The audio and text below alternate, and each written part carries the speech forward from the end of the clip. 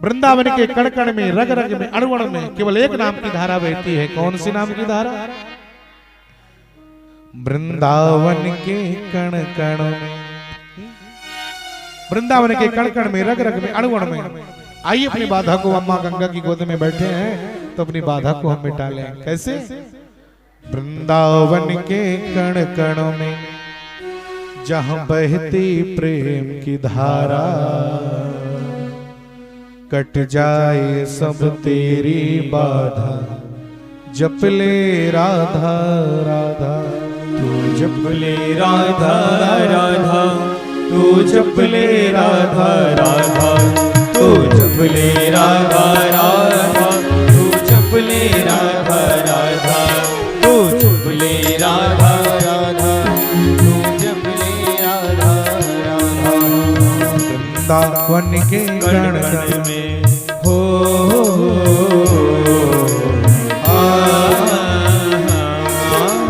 वृंदावन के कण कण में जहाँ बहती प्रेम की धारा, कट जाए सब तेरी बाधा, जप ले राधा राधा।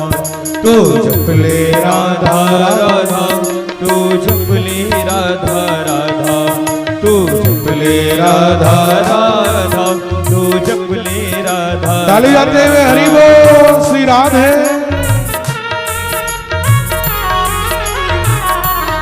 वृंदावन बिहारी लाल की हो।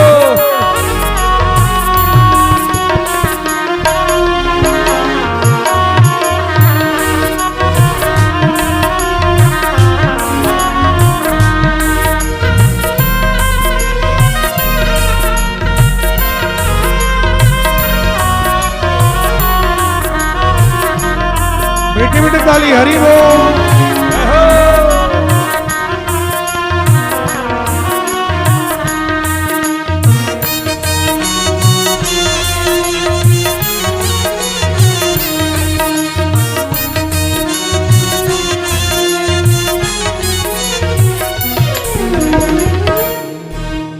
शिव ब्रह्मा सनकादिक नाम, राधे राधे नाम। राधे नाम को सुनकर दौड़े दौड़े आए श्याम। शिव ब्रह्मा सनकादिक गावे, राधे राधे नाम। राधे नाम को सुनकर दौड़े दौड़े आवे श्याम। बिन राधा के दुनिया तो क्या हो,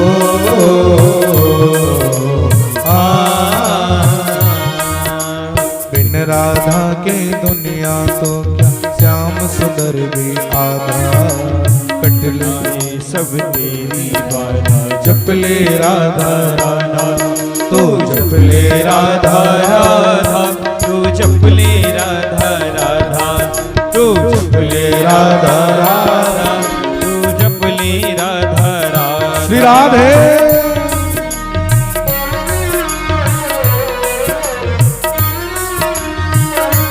प्यारे की जय हो।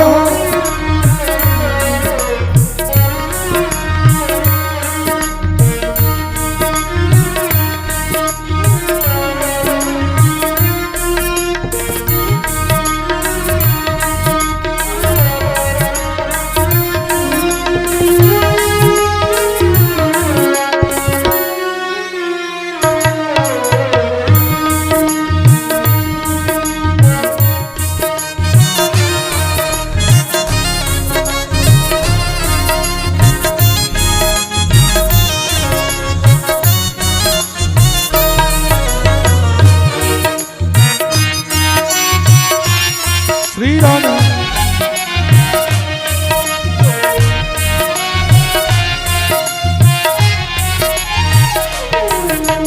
बिन राधा के, बिना राधा का मेरा कन्हैया अधूरा है। बिना कृष्ण के राधा अधूरी है, और बिना राधा के मेरे कृष्ण अधूरे हैं। जैसे शरीर से प्राण अधूरा है और प्राण से शरीर अधूरी है, वैसे बिना राधा के कृष्ण अधूरे हैं और बिना कृष्ण की राधा अधूरी है। बिना राधा के मेरे कन्हैया का क्या क्या नहीं होता। बिन राधा के मुरली न बाजे, रास न करते बिहारी। राधा रमण की ही धड़कन मीठे श्यामा प्यारी। बिन राधा के मुरली न बाजे रास न करते बिहारी। राधा रमण की ही ज्योति है ये तो कुंज बिहारी। बिन कान्हा के बिन कान्हा के मुरली न बाजे रास न करते बिहारी। राधा रमण के दिल की धड़कन श्री जी श्यामा प्यारी। हम भी तेरे शरण में आए हो।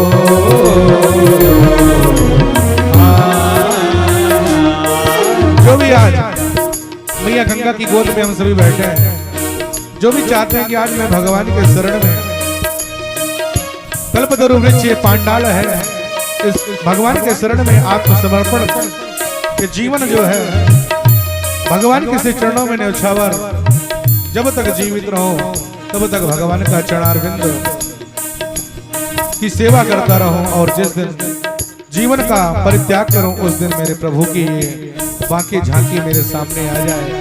सभी लोग दोनों हाथ ऊपर उठा दें और हाथ जोड़ करके भगवती गंगा जी की गोद में बैठे हैं। सब भगवान भागवत भगवान से प्रार्थना करिए। क्या हम भी तेरे शरण में आए हो।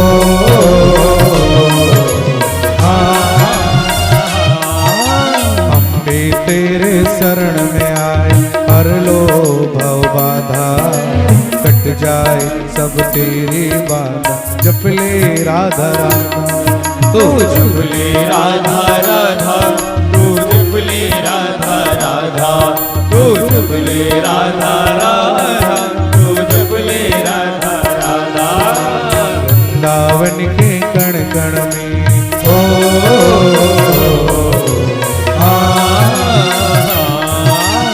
वृंदावन के कण कण में।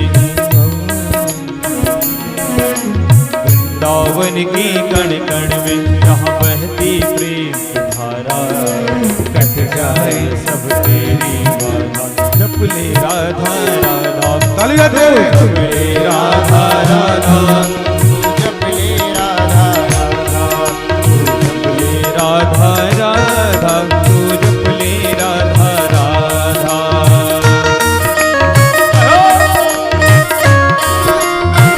जय हो।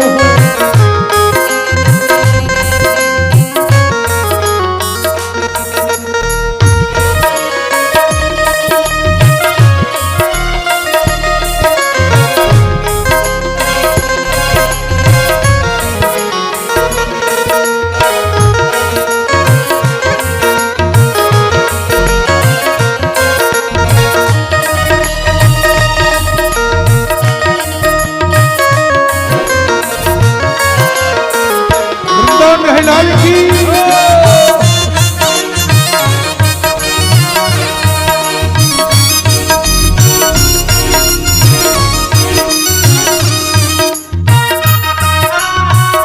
बोलते रहो हरि बोल। तू जप ले राधा राधा। तू जप ले राधा राधा। तू जप ले राधा राधा।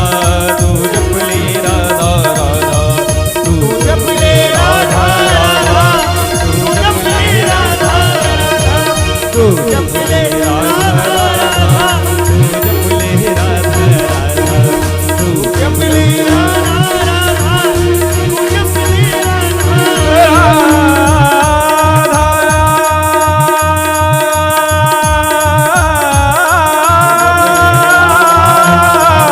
तू जप ले राधा। श्री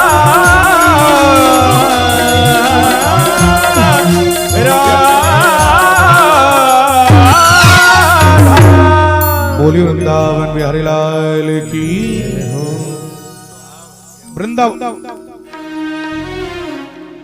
वृंदावन जैसे ही मेरे प्रभु पहुंचे, भूत भावन भोलेनाथ भगवान शंकर मैया पार्वती से कहते हैं, देवी पार्वती अब मेरा शरीर तो यहाँ पर है लेकिन मन यहाँ पर नहीं है। मन तो मेरा वृंदावन गया है और सीधे वृंदावन। भगवती देवी पार्वती से कहकर के प्रभु चले जाते हैं। यहाँ जैसे देवी पार्वती अकेली पड़ती है, अकेली पड़ी, नारद जी को मौका लग गया भैया जो काम करना था। नारद जी को जैसे मौका लगा, नारद जी सुंदर प्रविष्ट हो गए और जैसे कैलाश पर गए, कैलाश में गए और जाकर के देखते क्या है, जैसे जाकर के देखे नारद जी, और जैसे नारद जी गए और जाकर के मां पार्वती से कहते हैं प्रणाम किए, देवी पार्वती प्रसन्न होकर के आशीर्वाद दिया और आशीर्वाद देने के बाद तुरंत बोल पड़ते हैं नारद राजन संत भगवान आप आने में थोड़ा सा विलंब कर दिए। बोले क्यों? बोले अगर पहले आ गए होते तो भगवान का भी दर्शन हो जाता आपको। अभी अभी आपके आने से 5 मिनट पहले मेरे प्रभु गए, अब तो आपको शाम को ही आना पड़ेगा।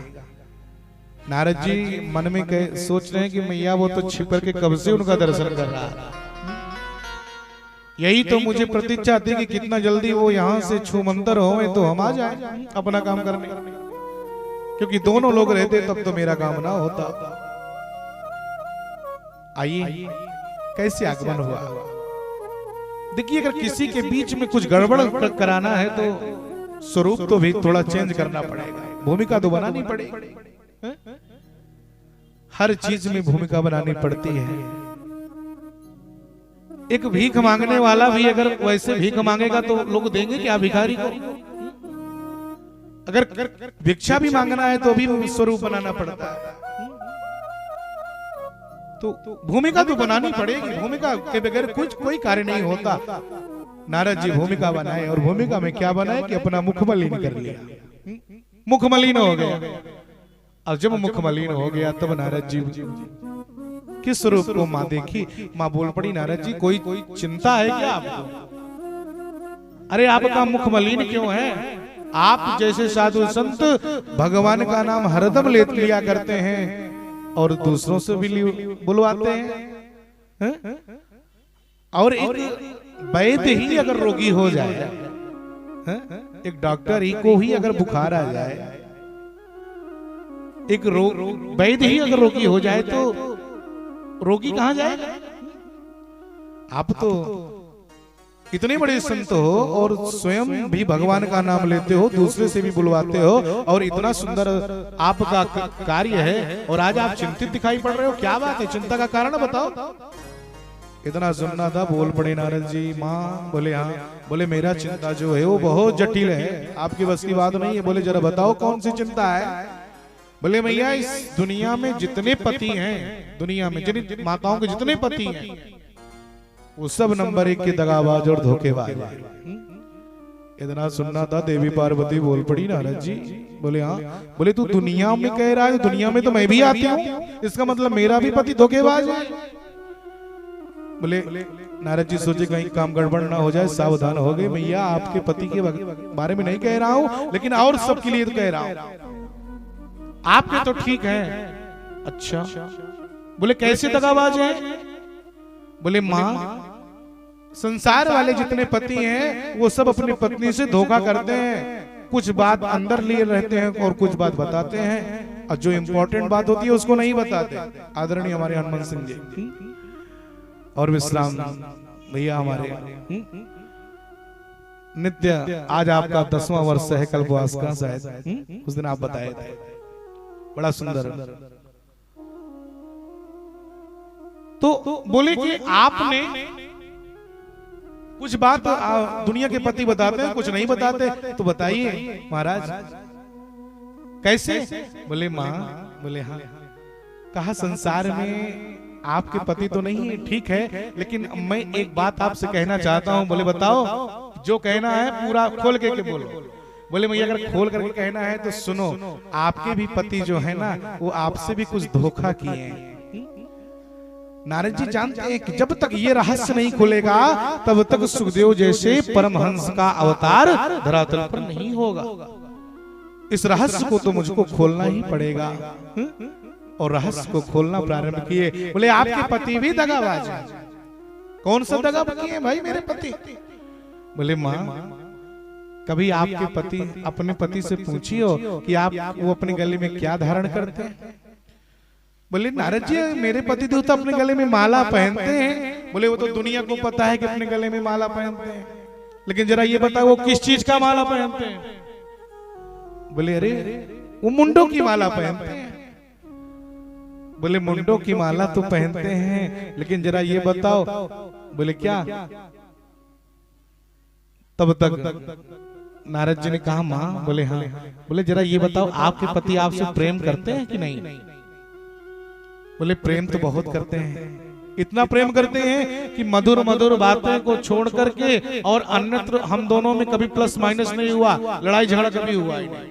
जानते नहीं कि लड़ाई झगड़ा होता कैसा है। अच्छा बोल पड़ी सत मैया। बोले हाँ। बोले इस संसार में, इस दुनिया में, धरातल पर कोई किसी से प्रेम नहीं करता, कोई किसी से प्यार नहीं करता। अगर कोई किसी से प्रेम करता है, प्यार करता है, तो उसके पीछे केवल एक कारण है। क्या? स्वार्थ। अगर आज के संबंध में कहीं कोई संबंध चल रहा है तो हर संबंध में स्वार्थ है। भाई बहन में स्वार्थ है, पिता और बेटे में स्वार्थ है, पति पत्नी में स्वार्थ है, हर संबंध में स्वार्थ है। लेकिन एक बात बताऊं, दुनिया में जितना संबंध बना है मेरे प्रयागराज के भक्तों, हर संबंध में स्वार्थ है। लेकिन एक ऐसा संबंध इस संसार में बना हुआ है जिस संबंध में कोई स्वार्थ नहीं है। वो संबंध क्या है? वो माँ और बेटे का संबंध है। माँ और पुत्र का जो संबंध है, इसमें रंचमात्र स्वार्थ नहीं भरा, तनिक भी इसमें स्वार्थ नहीं है। पिता भी एक दिन कह देता है बेटा अभी तक मैं कमाया तुझको खिलाया, अब तू कमा मैं खाऊंगा। लेकिन माँ बेचारी अपने लाल को, अपने बेटे को कभी ये नहीं कहती कि बेटा तू कमा जा और मैं खाऊंगी। एक माँ अपने पुत्र के लिए जितना त्याग करती है मेरे प्यारे भक्तों, याद रखिएगा, एक पुत्र को पाने के लिए का माँ क्या से क्या नहीं करती। न जाने कितने जगह जाकर के अपने मस्तक को पटकती है, कितने पत्थर को पूजती है कि हमको केवल एक पुत्र हो जाए। लेकिन बड़े कष्ट की बात होती है कि वही जब पुत्र हो जाता है और विवाह पश्चात पत्नी आ जाती है, तो वही बेटे जो भी तक माँ के परम दुलारे थे, लेकिन आज जब शादी हुआ, विवाह हुआ, बच्चे हो गए, तो वही बेटे आज वही माँ उसको दुश्मन लगने लगती है। एक आमदनी में एक पिता, माता पिता अपनी आमदनी में 4 बेटे को पालन पोषण कर देते हैं। लेकिन आज धर्म नगरी प्रयागराज में कथा बोलते हुए मुझे बड़ा दुख होता है कि एक माता पिता अपनी आमदनी में 4 बच्चों का पालन पोषण करते हैं, लेकिन वही 4 बेटे अपने आमदनी में एक माता पिता का पालन पोषण नहीं कर पाते, उनसे भागते हैं मेरे प्यारे, उनसे भागते हैं। मैं तो कहता हूं कि चारों धाम जाने की आवश्यकता नहीं है। नौजवान मेरे भाई, मेरी जितनी बहुएं बैठी हैं, मेरी जितनी बहनें बैठी हैं और मेरे नौजवान भाई बैठे हैं, कान खोल करके सुन लेना। आपके जीवन में सबसे बड़ी, अगर जीवन में आप आगे बढ़ना चाहती हो या चाहते हो, कोई नाम कमाना चाहते हो और जीवन में कुछ आगे करना चाहते हो, तो चारों धाम नहीं जाओगे चलेगा, तीर्थों में नहीं जाओगे चलेगा, लेकिन मेरे प्यारे भक्तों जो जन्म दी है मेरी माँ, मेरे पिता, अगर उन्हीं का हम दिल से, हृदय से पालन पोषण कर देंगे और उनके चरणों की अगर सेवा कर देंगे, तो आपको चारों धाम जाने की आवश्यकता नहीं है, बल्कि चारों धाम आपके घर में आकर के निवास करेंगे। माता पिता के चरणों में ही सब तीर्थ है, माता पिता के चरण में ही सब चारों धाम है। जिन नौजवान भाइयों से, जिन मेरी बहुओं से अगर भगवान की ऐसी माता पिता जिनसे खुश नहीं, एक बार मैं ट्रेन में यात्रा कर रहा था तो मैं जिस सीट पर बैठा था सामने एक सज्जन बैठे थे, तो बातचीत होने लगी। तो हमने कहा भाई आप कितने भाई हो? बोले महाराज हम 2 भाई हैं।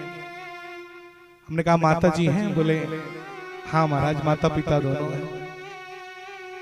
अच्छा बोले महाराज पिताजी को थोड़ा सा कुछ रोग ग्रस्त हो गए, तो अब उनकी दवा चल रही है, लेकिन संभावना नहीं है। माँ बेचारी अभी अच्छा तो कहाँ जा रहे हो? बोले विंध्याचल माता जी का दर्शन करने जा रहा हूँ, आशीर्वाद दीजिए दर्शन बढ़िया हो जाए। हमने कहा अच्छा ये बताओ आप सब लोग ज्वाइंट परिवार हो कि अलग अलग हो? बताने लगे अपने परिवार की स्थिति, महाराज ऐसे ऐसे। हमने कहा माता जी और पिताजी? बोले पिताजी एक भाई के साथ हैं और माता जी मेरे साथ। माता जी बड़े वाले भाई के साथ हैं और पिताजी मेरे साथ। इतना सुनना था मेरे प्यारे, मेरे मुंह से निकल गया, ए अभागी तू तो इस दुनिया का सबसे बड़ा अभागा होगा कि माता पिता जीवित हैं और दोनों को अलग कर दिया। एक को बड़े के साथ और दूसरे को अपने साथ। अरे अगर सेवा ही नहीं करनी थी तो माँ को पिता को भी उनके साथ रख देना चाहिए था। आज तू विंध्याचल माता का दर्शन करने जा रहा था, अगला स्टेशन आए गाड़ी रुके और उतर जा और निकल जा अपने घर। क्यों? क्योंकि अगर तेरी 9 महीना गर्भ में धारण करने वाली, जन्म देने वाली तेरी माँ जब तुझसे नहीं खुश है तो विंध्याचल की माँ तुझसे क्या खुश होगी? पहले जाकर के अपनी जन्म देने वाली माँ को खुश कर। गंगा जमुना सरस्वती विंध्याचल मैया अपने आप तेरे ऊपर खुश हो जाएगी, क्योंकि माता पिता की सेवा को देख करके ही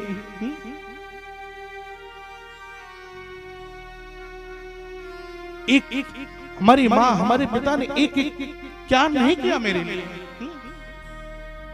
बिस्तर गीला कर देते थे तो बचपन में माँ अपने आंचल को वहां पर बिछाती थी और सुर्खी में हमको लिटा देती थी। इतने बड़े त्याग को नहीं बोलना चाहिए। जीवन में स्वार्थ जो है, माता और पुत्र में स्वार्थ नहीं है।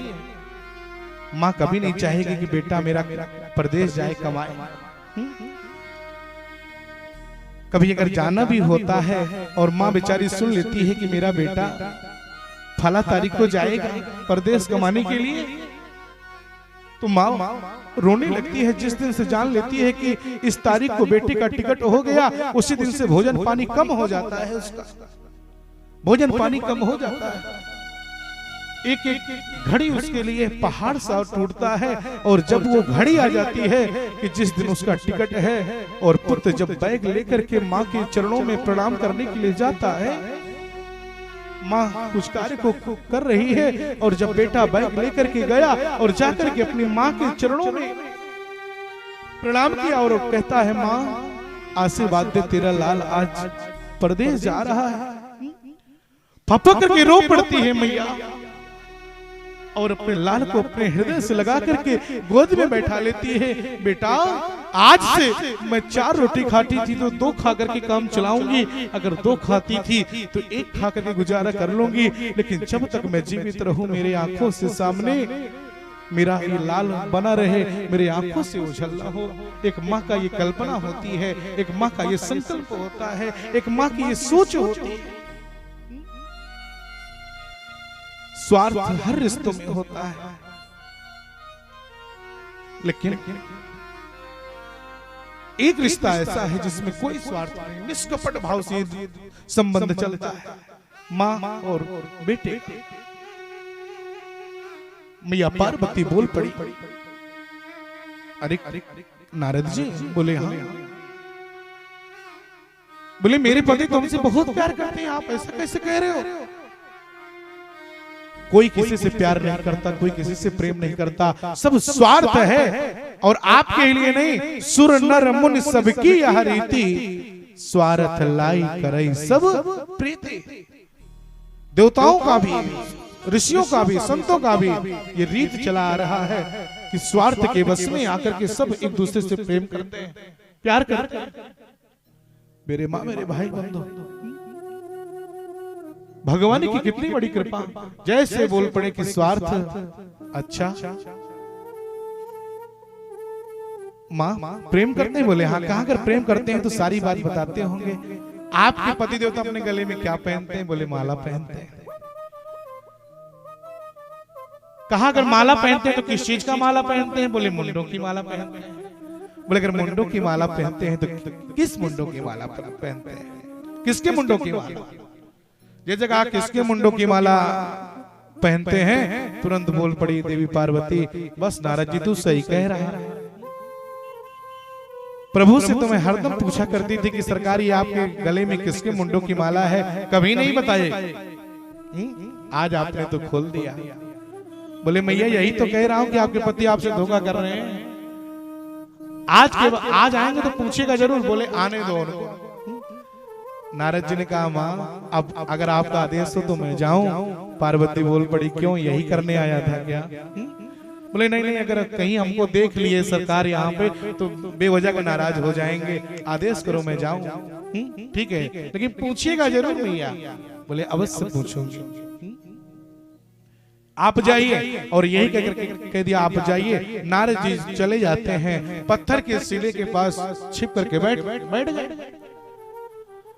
अब जब पत्थर के सिले के पीछे छिप करके बैठ गए और उधर देखते क्या है, जब शाम हो गई, रात्रि हो गई, भगवान शंकर आए। और जैसे भगवान शंकर आए, पार्वती मैया का नित्य का ये संस्कार था, नित्य का ये उनका आदत स्वभाव था कि प्रतिदिन उनकी सोने की थाल में आरती सजा करके आरती उतारती थी। लेकिन आज कोई आरती नहीं उतारा गया। भगवान जैसे आए, देवी पार्वती उनकी तरफ पीट करके बैठ गई। समझ गए कुछ दाल में काला है। प्यार से बुलाए देवी पार्वती, नहीं बोली। दूसरी बार बुलाए देवी पार्वती, पार्वती नहीं बोली। और जो तीसरी बार बुलाए देवी पार्वती, हाँ सरकार। अरे सुनाई नहीं पड़ रहा है क्या? नहीं नहीं बताइए। बोले आज आरती नहीं उतारोगी क्या? बोले सरकार आरती उसकी उतार दी जाती है जो आरती के काबिल होता है। हम तो निस्वार्थ भाव से आपसे प्रेम करते रहे, प्रेम करते रहे, प्रेम करते रहे, और आप मेरे साथ क्या करते रहे?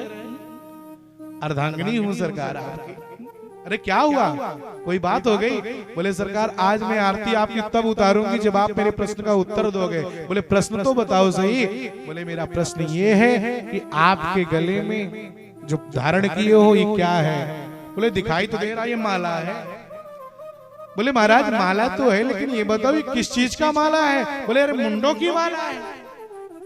बोले सरकार पता है कि मुंडों की माला है, लेकिन जरा ये बताओ ये किसके मुंडों की माला है? और इतना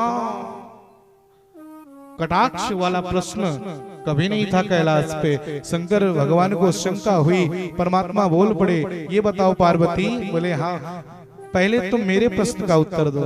आपका प्रश्न क्या है? बोले मेरी अनुपस्थिति में यहाँ कोई आया था क्या? मेरे न रहने पर यहाँ कोई आया था क्या? क्यों? क्योंकि ऐसा प्रश्न कोई साधारण व्यक्ति नहीं कर सकता। जिस प्रश्न से किसी का लेना देना नहीं हो, ऐसा प्रश्न कहां से खोलने वाला कोई मिलेगा? बोले मेरी अनुपस्थिति में कोई आया था क्या? बोले इससे आपसे क्या लेना देना? बोले इसी से तो लेना देना। कौन आया था जल्दी से बताओ। बोले अगर आप जानना ही चाहते हो तो आए थे। बोले कौन आया था? कहा नारद जी आए थे। और जो जिससे बोल पड़े कि नारद जी आए थे, भगवान शंकर लगे दोनों हाथों को सर पर पीठ में। बस सरकार अब नारद जैसे संत आकर के और आग लगा करके चल दिए। और पीछे सिले के पीछे बैठ करके नारद जी सुन रहे हैं। क्या बात है? क्यों? क्योंकि नारद जी का तो विवाह हुआ नहीं था। तो ये सब में ये क्या जाने कि पति पत्नी का खटपट कैसे होता है, तो दूसरे में लगा करके आनंद लिया करते थे। नारद जी देख रहे वारे त्रैलोक के माता पिता में आज युद्ध चल रहा है। कितना सुंदर बात है। तब तक भगवान बोल पड़े देवी पार्वती जो पर्दा खुल ही गया है तो उस पे पर्दा डालने का कोई आवश्यक नहीं है। आप जानना चाहते हो किसके मुंडों की माला है? बोले हाँ सरकार बिल्कुल बताइए।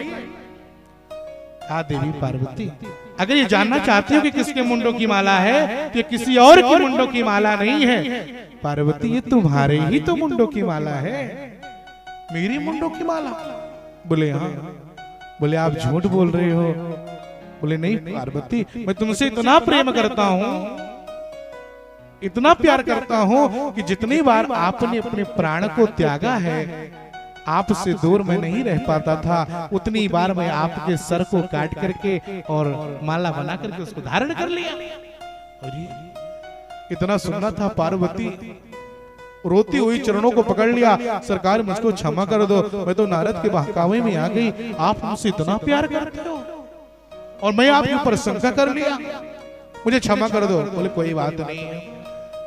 देवी पार्वती बोल पड़ी, सरकार जरा ये बताओ, मैं इतनी बार मरी कि आप मुझको माला बना करके धारण कर लिया और आप कितनी बार मरे? आप भी एक बार अपने प्राण को त्यागे कि नहीं त्यागे, शरीर को त्यागे कि नहीं त्यागे? बोले देवी पार्वती यही तो हमारे और तुम्हारे में अंतर है। बोले कौन सा अंतर है? बोले यही तो अंतर है। कैसा? बोले मेरे पास जड़ी बूटी है और तुम्हारे पास जड़ी बूटी नहीं है, यही दोनों में अंतर है। बोले जड़ी बूटी कैसे? देवी पार्वती बोल पड़ी, महाराज अब तो क्लियर हो गया 101% कि आप दगाबाज हो। बोले कैसे? कहा पति जड़ी बूटी खाए मस्त रहे, पत्नी बार बार मरती रहे, ये कहाँ की रीत है? अर्धांगिनी हूँ सरकार, आपके हर पाप हर पुण्य की आधा हिस्सेदारी है मेरी। बोले देवी पार्वती ये जड़ी बूटी कोई ऐसे वैसी बूटी नहीं है। बोले फिर? कहा इस जड़ी बूटी का नाम है अमर कथा। क्या नाम है? अमर कथा। मैं अमर कथा को श्रवण किया हूं, इसलिए पुनरपि जन्मम पुनरपि मरणम पुनरपि जननी जठरी शयनम, बार बार आवागमन से मुक्ति है। और आपके पास अमर कथा नहीं है, इसलिए आपको मरना पड़ता है। बोले सरकार वो अमर कथा आप हमको भी सुनाओ, अमर कथा आप हमको सुनाओ। बोले देवी अमर कथा को अगर सुनना है तो इसमें 3 शर्त है। 3 शर्त है? बोले हाँ। बोले ये अमर कथा मैं आपको वहां सुनाऊंगा जहां पर हमारे और तुम्हारे 2 के अलावा तीसरा कोई ना हो। बोलो मंजूर है? बोले सरकार रिश्तेदारों को भी नहीं बुलाना पड़ेगा? बोले नहीं नहीं किसी को नहीं, हमारे और तुम्हारे तीसरा नहीं होना चाहिए। बोले ठीक है जैसा आप कहेंगे। बोले दूसरा शर्त? बोले क्या? बोले ये अमर कथा आपको मैं वहां सुनाऊंगा। बोले कहां? बोले जहां पर सुंदर पीपल का वृक्ष है, पंचवटी लगा हुआ है, वहीं पर ये अमर कथा चलेगी। ए मेरे प्यारे। बोले महाराज वो भी ठीक है। बोले तीसरा शर्त? बोले क्या? कहा ये अमर कथा मैं आपको तब तक सुनाऊंगा जब तक तुम्हारे मुख से हो का शब्द निकलता रहेगा। जिस दिन हूं आना बंद हुआ उस दिन कथा सुनाना बंद हो जाएगा। इसका मतलब है कि 7 दिन हमको जागना पड़ेगा। बोले बिल्कुल 7 दिन जागना पड़ेगा। 7 दिन आप जागोगे तभी हमारी कथा को सुनाया जाएगा। इतना सुनना था। देवी पार्वती के हाथ को पकड़ करके भगवान शंकर घनघोर जंगल में लेकर के गए, और जब लेकर के गए वहां अपने डमरू को बजाया, और जब डमरू को बजाए प्रभु डमरू के टंकार को सुने तो जंगल में जितने पशु पक्षी थे जानवर थे सब जंगल को छोड़ करके भाग गए।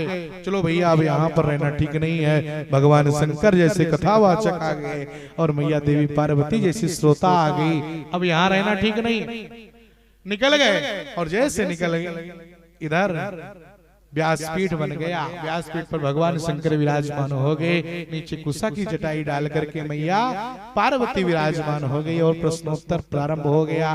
बोली वृंदावन बिहारी लाल की जय। सुंदर भगवान की कथा चलने लगी।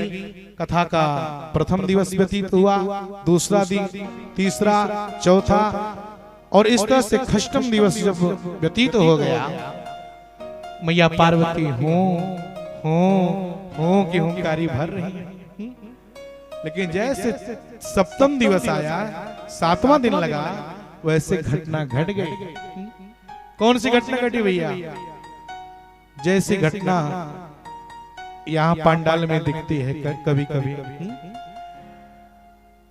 वैसे नींद की डोज 2 डोज ले लो, नींद की दवा। जो जिनको नींद नहीं आती, कुछ लोग नींद की दवा भी खाते हैं सेठ जी, हैं?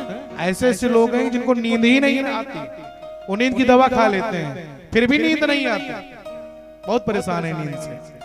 लेकिन हम तो कहते हैं कि दवा बस सब बंद कर दो, बस कथा पंडाल में आ जाओ, कथा पंडाल में आ जाओ। कितना भी गर्मी रहे, चटकती मई जून का महीना हो, तड़पती धूप हो, लेकिन 15-20 मिनट बैठेंगे, ऐसा समाधि लगेगा, ऐसा समाधि लगेगा कि भगवान शंकर की भी समाधि फेल है। ध्यान से सुनिए, नींद आराम से आएगी। अच्छा, नींद आती कब है भैया? जब आराम मिलता है। नींद आती है कब? जब आराम मिलता है। तो भगवान जैसे माधव दास जी भी हमारे जो नृत्य करते हैं बीच बीच में, ये भी कभी कभी माला जपते रहते हैं और छूट जाता है, तो हम समझ जाते हैं कि बस बोले वृंदावन बिहारी लाल की जय। तो नींद श्रोता जो होते हैं वो 3 प्रकार के होते हैं। श्रोता 3 प्रकार के। पहले श्रोता, श्रोता किसे कहते हैं? जो कथा व्यास पीठ पर बैठने से पहले आ जाए पंडाल में और अपना आसन लगा करके बैठ जाए। व्यास जी का एक एक शब्द बिल्कुल ध्यान पूर्वक उसको श्रवण करे और श्रवण करके उसको हृदय में उतार ले, वो श्रोता है। और नंबर 2 वाले सरौता। नंबर 2 प्रकार के होते हैं सरौता। सरौता किसे कहते हैं? सरौता वो हैं जो कथा के बीच में आते हैं और पीछे बैठते हैं, आजू बाजू दाएं बाएं लखेंगे क्या कमी है, कथा पांडाल में क्या कमी है, व्यवस्था में क्या कमी है। जब कुछ दिखेगा तो ठीक है, कथा व्यास में क्या कमी है, कथा गड़बड़ चल रही है कि अच्छी चल रही है, ये सब देखेंगे। अब बगल वाला जो कुछ सुनता रहेगा अगर हृदय से, अरे क्या कथा सुन रहे हो, ये कथा तो हम कब का सुन चुके हैं। डिस्टर्ब करते रहते हैं। और जब कुछ मिल गया तो सही, नहीं मिला तो उठ करके चल देते हैं। इन्हें सरौता कहते हैं। नंबर 3 वाले कौन है भैया? नंबर 3 वाले सोता, जो कथा में आएंगे अब बांस बल्ली का सहारा लेंगे और ऐसा टेक लेकर के सो जाएंगे कि उनसे दुनिया से लेना न देना, न काहू से कुछ लेना न काहू को देना। 3 घंटा व्यास जी कथा बोले और 3 घंटा कथा बोलने के बाद व्यास जी अपना उठे और सोता अपना उठे। एक जगह पंडित जी कथा बोल रहे थे, तो जब कथा करने के लिए बैठे तो पूरा पांडाल भरा था, लेकिन उनकी एक आदत रहा करती थी कि कथा आंख मूंद करके कथा कह देते थे। तो जब कथा शुरू की तो पांडाल भरा था और आंख बंद करके कथा कहा करते थे। और जब धीरे धीरे कथा कहना शुरू किए, 10 मिनट 15 मिनट 20 मिनट 1 घंटा 2 घंटा हो गया, धीरे धीरे लोग पीछे से जाना शुरू किए। और जब जाना शुरू कर दिए तो लास्ट में आंख जब खोले तो एक बाबा जी बैठे थे सामने, एक बाबा जी। देखे पूरा पांडाल खाली हो गया, कहने लगे रे बाबा जी, पांडाल तो पूरा भरा था और पूरा खाली हो गया, आप ही अकेले बचे हो, इसका मतलब है कि आपको भगवान की कथा बड़ी सुंदर लगी, बड़ा सुंदर लगा कथा कि आप बहुत प्रेमी हो। बोले बाबा जी उठकर खड़े हो गए, बोले महाराज जी, बोले हाँ, बोले आपके कथवा की वजह से हम थोड़ी ना बैठे थे, कथा होता हमको थोड़ी ना अच्छी लग रही थी। बोले फिर कहा जिस गद्दा पर बैठ करके आप कथवा कह रहे हो ना, वो गद्दा हमारा है, जल्दी छोड़ो उसको, हम घर ले जाएंगे। मैं इसलिए बैठा हूं, कथा के लिए थोड़ी ना बैठा हूं। नींद जो है बड़ी गड़बड़ चीज है प्यारे। अच्छा, नींद आती कब है? जब जिसके जीवन में पूर्व जन्म का पाप है, पाप जब सर पर आ जाता है ना, पाप, तब नींद आने लगती है। अगर हम कथा को सुन रहे हैं, क्योंकि आलस्य जो होता है, नींद पाप जो होता है, वो नहीं चाहता कि आप पुण्य का काम करो। क्यों? अंधेला कभी चाहेगा कि उजाला आए? अंधेला कभी नहीं चाहता कि उजाला आए। क्यों? अंधेला जानता है, अंधकार जानता है कि अगर प्रकाश आ जाएगा तो फिर मेरा ठिकाना नहीं रहेगा, तब तो मुझको जाना ही पड़ेगा। इसलिए पाप चाहता है कि पुण्य ना आए, इसलिए पाप सर पर चढ़ जाता है और नींद आने लगती है कि कथा से आप टूट जाए। हम लोगों की तो जाने तो पार्वती को भी नींद आ गई। 6 दिन मैया पार्वती कथा को सुनी और सप्तम दिवस जब उनको नींद आई और जैसे उनको निद्रा आ गई तो शंकर जी का ये शर्त था, भगवान शंकर का, कि जब तक हूं की आवाज आती रहेगी तब तक कथा चलती रहेगी, और जब हूं की आवाज आना बंद हो जाएगा तो कथा बंद हो जाएगी। लेकिन 6ठे दिन पार्वती को नींद आ गई और पार्वती मैया सो गई, और जब 6 दिन सो गई, सप्तम दिवस लगा, हूं आना बंद हुआ। तुम भगवती जैसे सोई तो ऊपर जिस वृक्ष के नीचे कथा हो रही है वही वृक्ष के ऊपर एक तोता अंडा दिया हुआ था, घोंसला बनाया था, और उसी घोंसले में एक छोटा सा अंडा था, और उस डमरू के टंकार को सुनकर के उस अंडे में से छोटा सा तोता का बच्चा निकल करके टुकुर टुकुर देख रहा था, और भगवान की अमृतमयी कथा, अमर कथा को वो भी अपने कानों से सुन रहा था। जब उसने देखा कि पार्वती सोने वाली है और अगर ये सो जाएगी तो हूं का आवाज आना बंद हो जाएगा, और ये आवाज बंद हो जाएगा तो 6 दिन तक तो हमको बहुत अच्छा लाभ मिला, पूरा मेरा जीवन कृतार्थ हो गया। लेकिन मुख्य समय जो है सप्तम दिवस वाला, अगर उसमें मैया पार्वती सो गई और कथा सुनाना प्रभु बंद कर देंगे तो मेरा जीवन व्यर्थ हो जाएगा। परमात्मा को क्या पता, ये तो आंख बंद किए हैं बस। तो जैसे माँ भगवती सोई है, तोता का बच्चा अपने मुंह से हो बोलने लगा। क्यों? आवाज आता रहेगा तो कथा चलती रहेगी, और जैसे हूं करने लगे, कथा पूरी हो गई, संपूर्ण कथा हो गई। धर्म का जय हो, अधर्म का नाश हो, संपूर्ण जयकारा हो गया। और जब भगवान शंकर आंख खोले तो पार्वती बोल पड़ी, सरकार फिर क्या हुआ, फिर क्या हुआ? और जैसे बोले कि फिर क्या हुआ, प्रभु बोल पड़े, पार्वती फिर क्या हुआ? यानी जयकारा के बाद स्पष्ट हो जाता है कि कथा वाचक जो है अब पूर्ण विराम लगा दिया है, यानी वाणी पर विराम लग गया, अब इसके आगे कुछ नहीं चलेगा। और आप कह रही हो फिर क्या हुआ? सुन तो रही थी ना पार्वती? पार्वती ने कहा, सरकार मुझको क्षमा कर दीजिए, सुन तो मैं रही थी, 6 दिन तक तो मैंने सुना, लेकिन 7वें दिन सप्तम दिवस जब आया तो भी मैंने सुना, लेकिन कुछ समय बाकी ही रहा कि मुझे नींद आ गई, मैं सो गई। कुछ कथा का तत्व निकल गया। भगवान शंकर बोल पड़े, पार्वती जब तू सो गई तो ये हूं कौन कर रहा था? क्योंकि कानों में आवाज मेरी आ रही थी। बोले, सरकार अब न जाने कौन कर रहा था, लेकिन मैं तो सो गई थी, मुझे नहीं पता कि कौन कर रहा था। भगवान शंकर को क्रोध आ गया, और मेरे आज्ञा का उल्लंघन करने वाला इस दुनिया में कौन पैदा हो गया भाई जंगल में?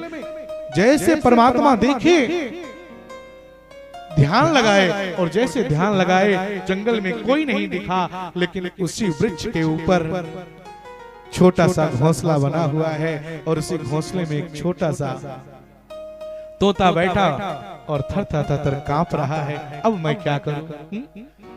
भगवान शंकर बोल पड़े, इस तोते की इतनी बड़ी हिम्मत, इतना बड़ा साहस, किसने मेरी कथा को सुना, वो भी चुपके से सुना। कथा की मर्यादा को नष्ट कर दिया। कथा की मर्यादा होती है, अगर सुना भी होता तो सामने आकर के श्रोता के रूप में सुनता तो मैं शायद सुना देता, जैसे हम सभी सुन रहे हैं।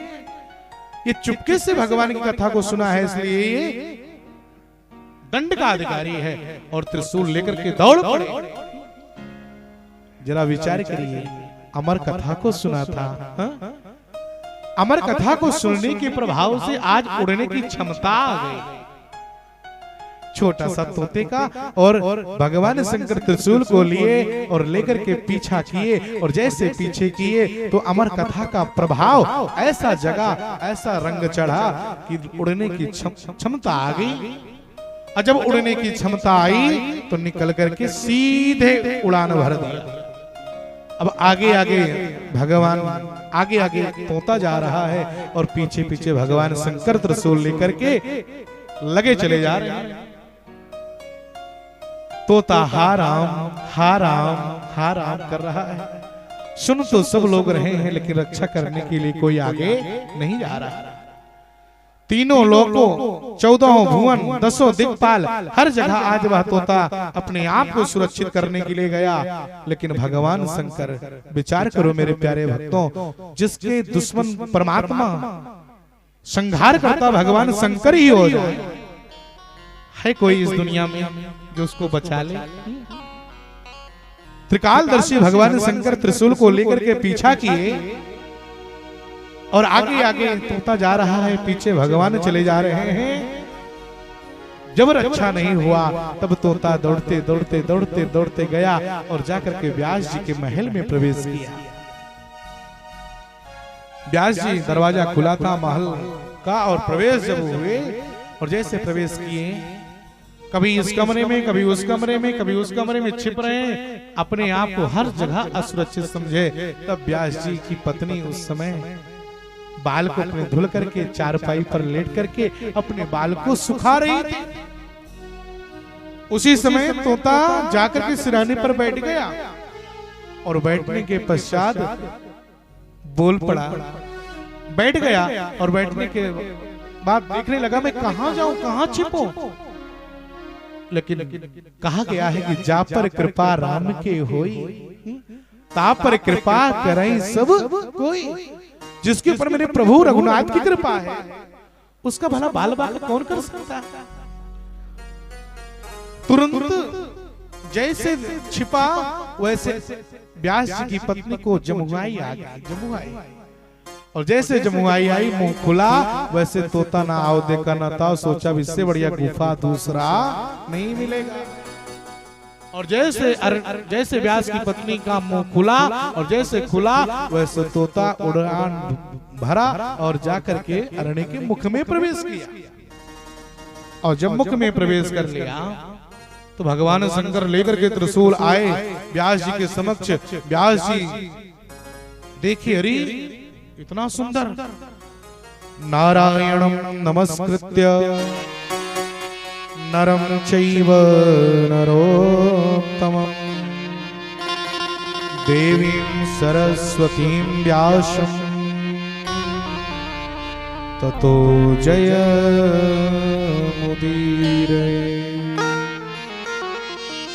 चरणों में प्रणाम किए व्यास जी के, जाकर जैसे चरणों में प्रणाम किया, अरे महाराज आप आ गए, आपका ही तो मैं ध्यान कर रहा था, और ध्यान जैसे किया वैसे आपने दर्शन दिया, मेरा परम सौभाग्य है। आइए सरकार। बोले अरे व्यास जी, मैं यहाँ कोई बैठने नहीं आया। बोले फिर आपके घर में मेरा दुश्मन गया है, जल्दी से बाहर निकाल। अपने दुश्मन का मैं पीछा करते आया हूँ। अच्छा। व्यास जी अंदर गए, और जैसे अंदर गए अपनी पत्नी से बोल पड़े, यहाँ कोई आया है क्या? बोले क्यों? बोले अरे भगवान शंकर आए हैं त्रिशूल लेकर के, वो भी रौद्र रूप में आए हैं, क्रोध में आए हुए हैं, जल्दी से कोई हो तो बाहर निकालो। मैया इधर उधर टहलने लगी, कोई हो तब तो मिले। माँ को शंका हुई, माँ बोल पड़ी, ए प्राणनाथ। बोले हाँ। कहा जरा प्रभु से पूछ करके आइए कि उनका दुश्मन था कैसा, नर है कि नारी है, पुरुष है, स्त्री है, पशु है, पक्षी है, कौन है?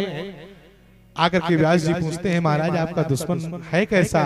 बोले मेरा दुश्मन कोई और नहीं, मेरा दुश्मन एक छोटा सा तोता का बच्चा है। इतना सुनकर के व्यास जी को हंसी आ गई, वारे महाराज गजब हो गया, दुश्मनी किए तो छोटे से तोते के बच्चे के साथ। बताए, और जैसे बताए कि तोता का बच्चा है, व्यास की पत्नी बोल पड़ी, महाराज तब तो कह दो कि अगर तोता का बच्चा है तो उनको अगर दुश्मन अपना प्राप्त करना है तो 9 महीने इंतजार करना पड़ेगा। 9 महीने के पहले तो वो दुश्मन बाहर नहीं आएगा। बोले क्यों? बोले वो दुश्मन मेरे पेट में गया, मुख में गया। अरे ऐसा कैसे चला गया? और महाराज अगर पेट में होता तो किसी तरह से निकाल ही देती। अब पेट के माध्यम से वो गर्भ में प्रवेश कर दिया। अब वो 9 महीने बाद ही आएगा, उसके पहले तो नहीं आ सकता किसी भी कीमत पर। अब बोलो भगवान शंकर जी को कि 9 महीना वेटिंग में लगे रहे। इतना सुनना था। भगवान शंकर को क्रोध आ गया। परमात्मा ने जैसे मारने के लिए चले, संतों लोग आकर के, संत जन योगी जन सब आए, प्रार्थना किए महाराज आज आप दुश्मन के लिए पहले व्यास की पत्नी का वध करना पड़ेगा, फिर वो मरेगा। आदेश दिया अपने त्रिशूल को, ए त्रिशूल यहीं रुक जा, 9 महीने बाद जब ये बालक जन्म लेवेगा तब इसका वध कर देना। यही कहकर के भगवान चले गए। अब भैया क्यों जन्म ले? धीरे धीरे 1 महीना व्यतीत हुआ, 2 महीना व्यतीत हुआ, 9 महीना, 8 महीना जब हो गया और जब 9वां महीना लगा तो व्यास की पत्नी, हर माता को ये आशा होती है, हर माता को ये आनंद होता है जब मेरी बहनें, माँ, बहुएं गर्भवती होती हैं तब उनको ये होता है कि 9 महीने बाद मुझको पुत्र होगा। मन में एक आशा रहती है। व्यास की पत्नी को भी यही आशा है, 9 महीने बाद मुझको पुत्र होगा। लेकिन 9 महीना बीत गया, कोई पुत्र नहीं हुआ। 10 लग गया, 1 वर्ष हो गया।